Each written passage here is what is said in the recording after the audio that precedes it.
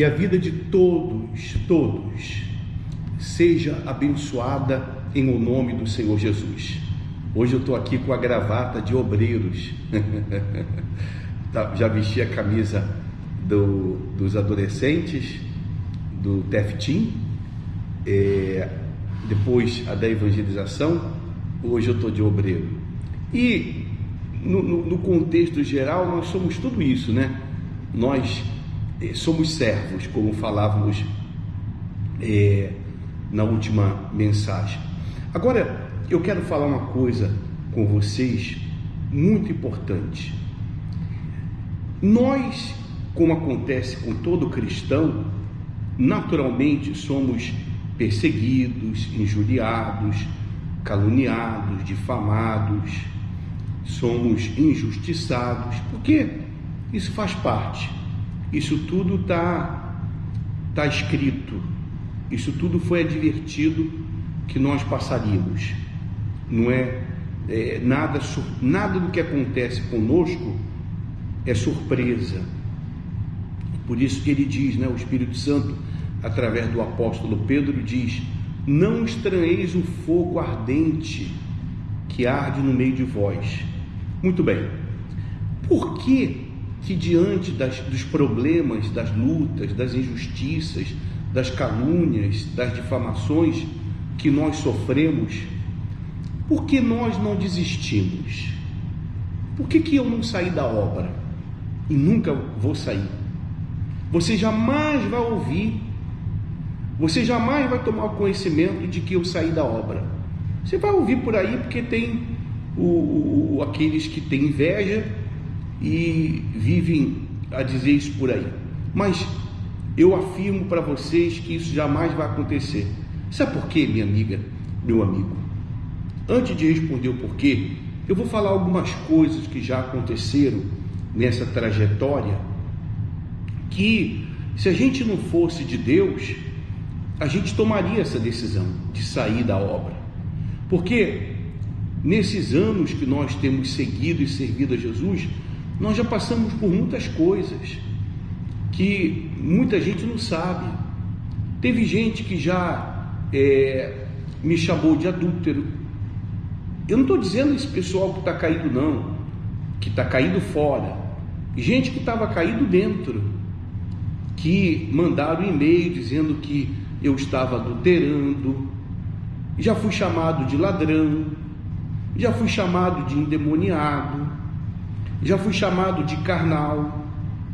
O que me chamou de carnal saiu, e que Deus tenha misericórdia dele. Já fui chamado de safado, e essa pessoa, que na época era um bispo, que me chamou de safado, eu fui pedir perdão a ele. E até hoje eu não sei por que eu fui pedir perdão a ele, que eu não tinha feito nada contra ele, mas eu fui orientado a tomar essa atitude, e eu obedeci com todo o meu coração, alma, mente, com toda a minha força, com toda a sinceridade. E depois que eu pedi perdão, ele falou: você é safado, rapaz.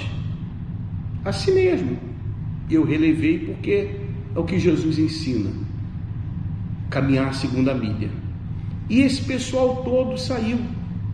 Imagine, minha amiga, meu amigo, se eu fosse contaminado pelo veneno ou pelo espírito que havia dentro deles e que fez com que eles saíssem. Eu também teria saído. E hoje eu estaria na mesma situação que eles estão, caídos, prostrados, vazios, oprimidos. E tantas outras situações. Quantas vezes nós assumimos responsabilidades e do nada essa responsabilidade nos foi tomada. Mesmo com o trabalho da obra de Deus crescendo, desenvolvendo, ainda assim nós fomos mudados, não só de lugar, mas também de posição. Mas nunca consideramos isso. Porque, sabe, minha amiga, meu amigo, quando o fogo do chamado arde dentro de nós, esse fogo, quando vem os problemas, quando vem essas situações, esse fogo que arde continuamente no nosso ser, que nós alimentamos através da palavra, através da oração, através do jejum, através da nossa dedicação no altar, quando esses problemas vêm, acontecem, e vêm os maus pensamentos, vêm os maus sentimentos, quererem dominar nossa mente, o nosso coração, esse fogo queima. Esses maus pensamentos, esses maus desejos são queimados por esse fogo. E nessas ocasiões em que nós passamos por essas situações, e em algumas ocasiões publicamente, nós sempre consideramos o que o Espírito Santo ensinava e segue ensinando através do Bispo Macedo, que quanto mais, à luz do que está escrito na palavra de Deus, quanto mais usado você será, mais provado você será. Menos provado, menos usado. Quanto mais provado, mais usado. Então, nós sempre tivemos isso em mente. E esse é o nosso propósito. Esse é o nosso objetivo, ser usado. Usado para a glória de Deus. Usado para engrandecimento do reino dele. Não por o nosso nome. Por quê? Que diferença isso faz? E um detalhe muito importante para terminar. Hoje, pela madrugada, nós estávamos meditando na palavra e pensando nessa questão de tudo que nós já passamos na obra de Deus. Estava pensando também, às vezes que eu viajei para o exterior. Primeira vez foi para a Argentina, ficamos 1 ano na Argentina. O trabalho na Argentina na época foi muito difícil, aconteceram várias situações, vários problemas, lidamos com maus pastores, muitos até saíram da obra também, e que emperravam o trabalho feito com outras intenções, e nós sofremos as consequências disso, e ficamos 1 ano na Argentina, e voltamos para o Brasil. Eu me lembro na época que eu voltei para o Brasil, um ex-bispo chegou e me disse: tu fracassou, hein, rapaz? Tu saiu de lá derrotado, hein? Assim mesmo, querendo me humilhar, não quer?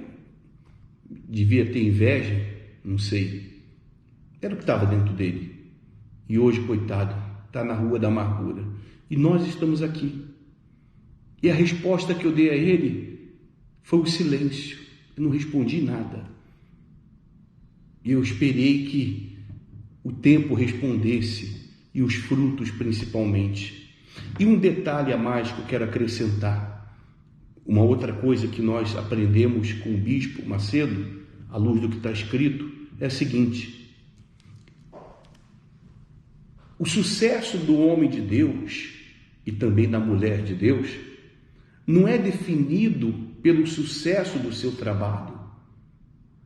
O sucesso do homem de Deus é definido pelas provas pelas quais ele passa, as provas, os desertos, essas situações todas, e ele é aprovado, e ele permanece, e ele suporta, e ele vence. Esse é o verdadeiro sucesso. O sucesso do homem de Deus não é a igreja cheia, não é a quantidade de gente curada, não, de gente prosperando, não, e sim você se manter na fé, que é manter a sua salvação e poder ser testemunho vivo para outras pessoas com respeito ao que está escrito, ser a palavra viva. E quando você prega, você tem autoridade, a tua palavra tem autoridade porque você viveu e venceu. É isso que faz a diferença, minha amiga, meu amigo. Agora, para terminar, Eu estava meditando sobre quando Jesus morreu e logo depois que ele ressuscitou, Pedro chegou para alguns discípulos e disse: olha, eu vou pescar.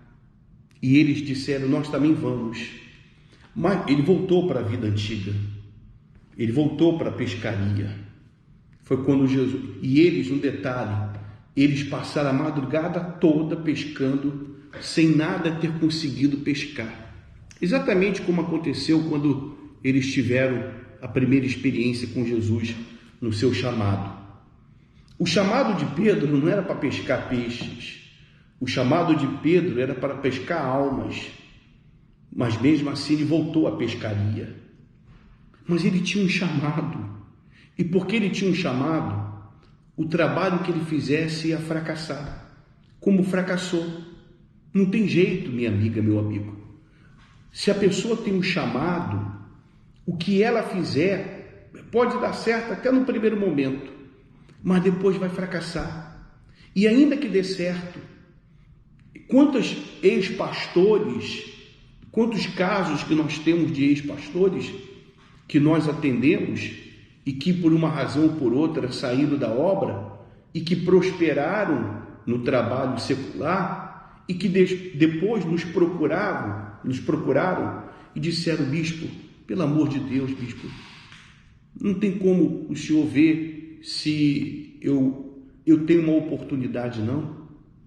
Porque eu estou prosperando, estou trabalhando, estou prosperando, graças a Deus eu estou bem, meu casamento está bem, eu estou bem de vida, mas não é o que eu quero. O senhor não sabe o desassossego, a inquietação, o senhor não sabe a aflição que há dentro de mim, porque eu não fui chamado para ganhar dinheiro. Eu não fui chamado para ganhar dinheiro. E é aí que está a diferença, minha amiga, meu amigo, de quem tem o chamado. Jesus mostra aqui no capítulo 21 do Evangelho de João que Pedro não foi chamado para ganhar dinheiro. Por exemplo, Jesus realizou nessa ocasião o milagre dos peixes, 153 grandes peixes, que mudaria a condição econômica de Pedro. Mas ele não foi chamado para ganhar dinheiro, ele foi chamado para ganhar almas. E esse é o nosso chamado. Então venha o que vier, aconteça o que acontecer, nós vamos permanecer, minha amiga, meu amigo. E esse é o espírito que tem que haver. Aliás, não é esse o espírito que tem que haver, não. Esse é o espírito que há dentro daqueles que realmente foram chamados. E se esse fogo está apagando dentro de você, por uma razão ou por outra, dobre o teu joelho, fale com Deus, peça a Ele para reacender esse fogo. E em nome do Senhor Jesus, esse fogo vai ser reaceso. Porque o que adianta você ganhar a glória desse mundo, ganhar todo o ouro, toda a prata que há nesse mundo e perder a recompensa do céu?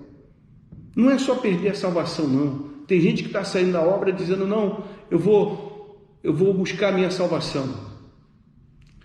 A questão não é se você vai buscar ou não vai buscar, vai permanecer salvo ou não vai permanecer salvo. A questão é que você tem um chamado. E há uma recompensa no céu para esse chamado. E há consequência do abandono desse chamado, do desprezo desse chamado. Pense nisso, minha amiga. Pense nisso, meu amigo. Porque tudo que a gente sofra por causa da fé no Senhor Jesus como se diz a palavra? É bênção, é recompensa. Pense nisso, considere isso. Bem-aventurado. Aqueles que sofrem são bem-aventurados. E esses que hoje estão sendo usados para te perseguir, para te caluniar, para te difamar, ou seja lá o que for, amanhã você nem sabe se eles vão permanecer na obra e você vai sair por causa deles, do mau testemunho deles. Espírito Santo, em nome do Senhor Jesus, eu rogo por todos aqueles que estão acompanhando esse testemunho, para que a obra que o Senhor começou, tanto com respeito à salvação da alma, como também ao seu chamado, essa obra seja completa, meu Pai. Que nada venha interromper. E aqueles que, por uma razão ou por outra, deram as costas a esse chamado, que eles se arrependam, para que a tua obra, para que essa obra, então, seja completa em o nome do Senhor Jesus. Deus abençoe a todos.